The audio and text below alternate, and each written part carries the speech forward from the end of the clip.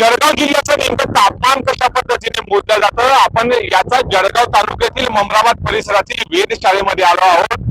मी आता या wind tower वरती आहे। या ठिकाणी नेमकं वाऱ्याचा वेग मोजण्याचं काम हे विंड टॉवर करत असतं आणि याच माध्यमातून जर आपण बघितलं तर याच माध्यमातून नॅनोमीटर म्हटलं जातं। वारा जितक्या वेगाने वाहतो तितक्याच वेगाने ते कप फिरत असतात। त्याचं टॉवरवर विंड वेट हे दाखवले जाते आणि याच माध्यमातून वाऱ्याची उत्तर दक्षिण पूर्व पश्चिम समजण्याच्या हे जे फिरता आहे याच्या वाऱ्याचा वेग या ठिकाणून घेतला जातो।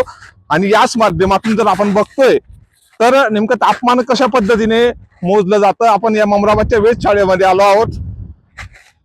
जळगाव जिल्ह्यातून संपूर्ण पद्धतीचं हे तापमान या ठिकाणून घेतलं जातं आणि शासनाकडे हे कशा पद्धतीने पाठवले जातं।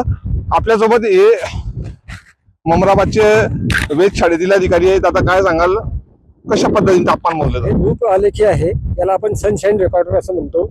हे संध्याकाळी सूर्यास्त झाल्यानंतर आपण इथं सनशाईन रेकॉर्डर पट्टी लावली जाते आणि सकाळी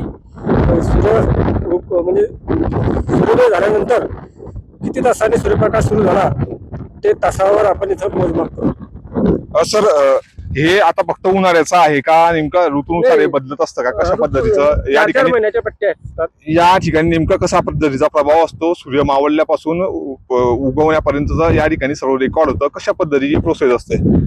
साधारणतः 20 जून पासून तर 21 डिसेंबर पर्यंत उत्तरायणाचा कार्यकाळ असतो। त्यावेळेला धूप आलेखीची दिशा ही चेंज झालेली असते आणि रेकॉर्ड पट्टी पण चेंज असते। 4 महिन्याला वेगवेगळ्या पट्ट्या आहेत। ही लॉंग कर्व पट्टी ही एप्रिलपासून चालू झालेली आहे, तर ही आता सप्टेंबरपर्यंत चालेल। दिशा सुद्धा बदलत असते।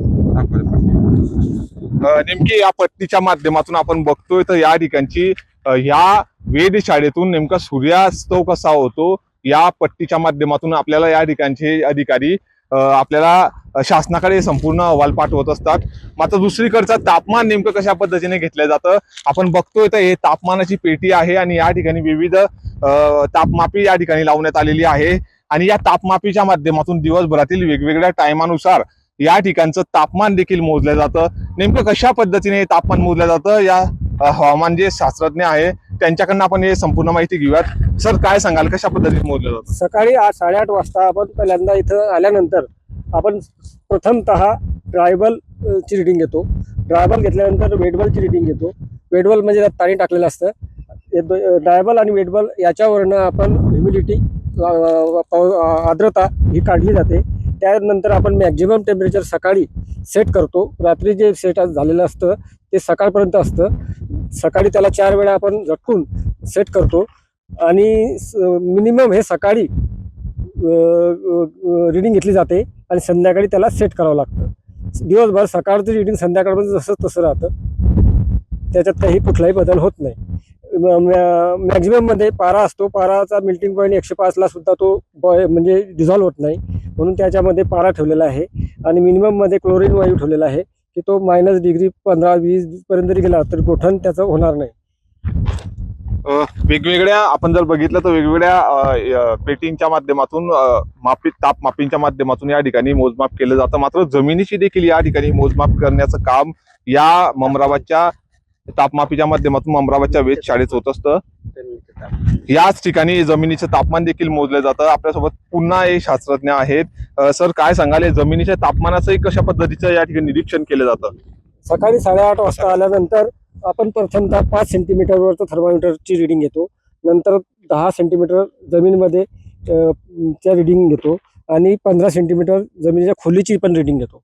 या रिडिंगचा फायदा आपल्याला पावसाळ्यामध्ये बियाणं पेरणीसाठी सोविंगसाठी उष्णता अंशाची गरज असते, त्यावेळेला कोणतं बियाणे किती खोलीवर पेरायचं यासाठी फार महत्त्वाचा रोल या सॉईल टेम्परेचरचा आहे। उन्हाळ्यामध्ये जास्तीत जास्त टेम्परेचर झाल्यानंतर पाण्याचा बाष्पीभवनाचा वेग वाढलेला असतो, त्यानुसार पिकांना पाणी वाढवून दिलं जातं। त्यासाठी पण आपल्याला या थर्मामीटरचा उपयोग होतो। कुठे नेमकं हे संपूर्ण जे मापन केलं जातं हे कुठे पाठवलं जातं आणि कशा पद्धतीची प्रोसेस? आपण समजा पर्जन्यमानाची नोंद जी आहे ती हायड्रोलॉजी अहमदाबाद इथे पाठवली जाते। मॅक्झिमम मिनिमम रोजचं रेकॉर्ड आपण हे कुलाबा वेधशाळेला पाठवतो. IMD ला पण याचा डेटा पाठवला जातो पुण्याला. तर या ठिकाणच्या जे तापमानाची नोंद घेतली जाते, वाऱ्याच्या वेगाची नोंद असते, जमिनीच्या खोलीची नोंद असते, तापमानाची नोंद असते, संपूर्ण नोंद कुलाबा या ठिकाणच्या वेधशाळेला देखील पाठवल्या जातात. तसंच शासनाच्या विविध जे डिपार्टमेंट आहे त्यांच्या माध्यमातून देखील हे संपूर्ण जळगाव जिल्ह्याची नोंद या ठिकाणी घेतली जाते. मात्र तापमान नेमकं कशा मोजलं जातं हे आपण आता या ममराबादच्या तापमानाच्या वेधशाळेमध्ये येऊन आपण प्रत्यक्ष त्या ठिकाणी बघितलेलं आहे. त्याच माध्यमातून जळगाव जिल्ह्याचा नेमकं तापमान, पाऊस आणि वेगवेगळे ऋतू या पद्धतीने नेमकं कशा पद्धतीने या ठिकाणी शेतकऱ्यांच्या हितासाठी फायदा होईल या वेधशाळेतून संपूर्ण अभ्यासक शासनाला ही माहिती पोहोचवण्याचं काम या ठिकाणून करत असतात. नितीन नांदुरकर, न्यूज 18 मराठी, जळगाव.